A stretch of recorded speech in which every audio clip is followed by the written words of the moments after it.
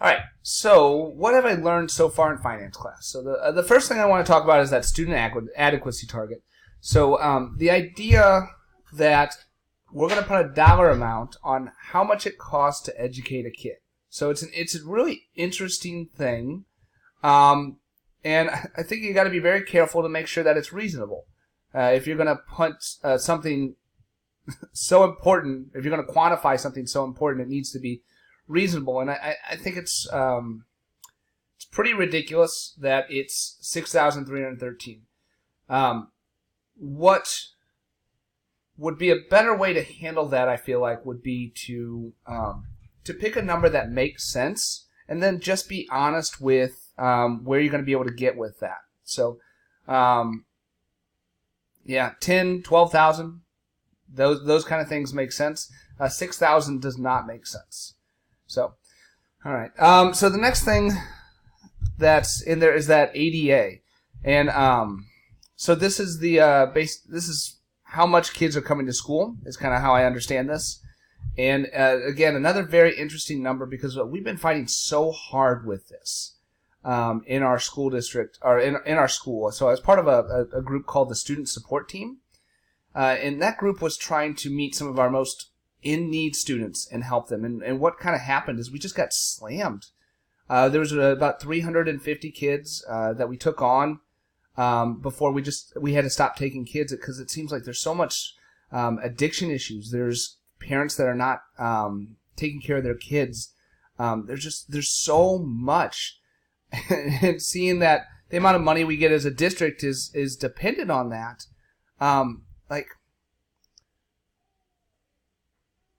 it doesn't seem fair. It doesn't seem like a fair mechanic to do that.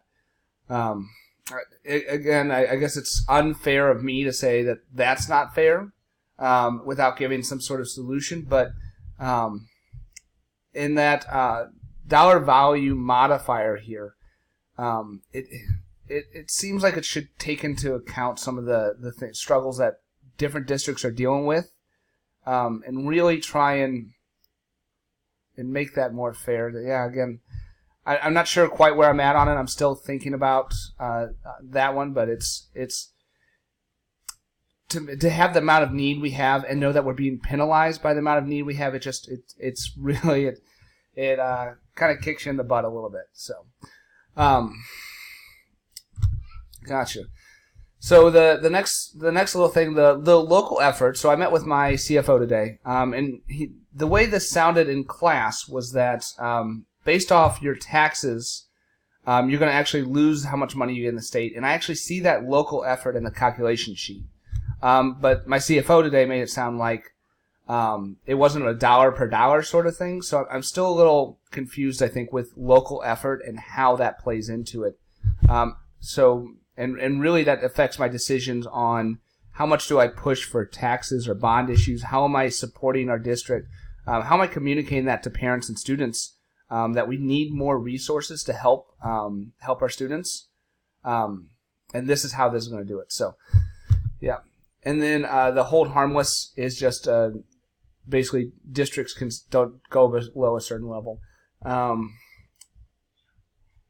The modifiers for specific population. Again, this is, I think, interesting, and maybe it's unique for my district, and maybe Northwest deals with this as well. I would think some of the rural areas might deal with this as well, but I don't feel like we have a lot of people reporting that they're on free and reduced lunch status.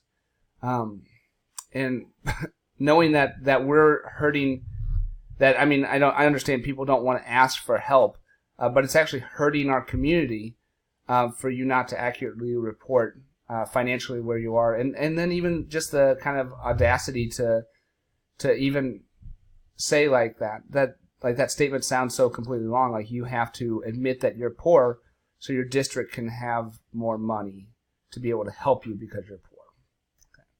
Okay. The IEP and the English language learners, though, make sense, and it's good to see something like ELL consideration in our state, because I know I watch various things going on in politics and government, and I always feel like Missouri's behind the times, but it looks like there's some areas that they're still trying to meet the needs of kids and do what's best for kids. So the state shortfalls was also something that I found really interesting, in that you're promised money, but you're not given that money. So it means that whenever you're actually budgeting for something, that you're actually going to have to budget for not having as much money, and then kind of recoup those any expenditures at the end. So I would want to underbid how much money I'm going to have to spend, so that way I have money at the end as opposed to getting kicked in the butt with it. But whenever you're as tight as we are, because we're at a 13% funding, our education fund is at 13%. We don't have the space in there to really to play with that. So, again, talked with my CFO today. Teacher salaries should be about 75%, is what we're taught in class. But then our district has this unique problem, maybe not that unique, but we need to compete with St. Louis County teachers in order to staff our district. And so we need to compete with their salaries. But we don't have the resources like St. Louis County schools do. And so it punts our funding, our teacher salary funding, at about 85 to 90%. And then just those couple years under Critchlow, we ended up going into some pretty bad situations with 7-figure deficits, trying to live in that reality. So I'm looking forward to learning a little bit more about the codes. It seems like there's some leniency in there, or some that way. Like, it seems like we can use that to make sure that we're accurately reporting how we're spending money. I still don't see how you play down some of those administrator salaries. Like, it's always going to come back. It's the same argument with the CEO versus employee. Like, how does somebody make millions of dollars and somebody else make $8 an hour? How do I, as a teacher, make $48,000, $50,000, have $80,000 of debt to get the schooling I have, but then somebody else makes $180,000, $200,000? And so, yeah, it's kind of, I understand why they go after the managerial. I also understand the other aspect of, like, we need a good superintendent, we need a good vision, and this is just what you have to pay in order to get there.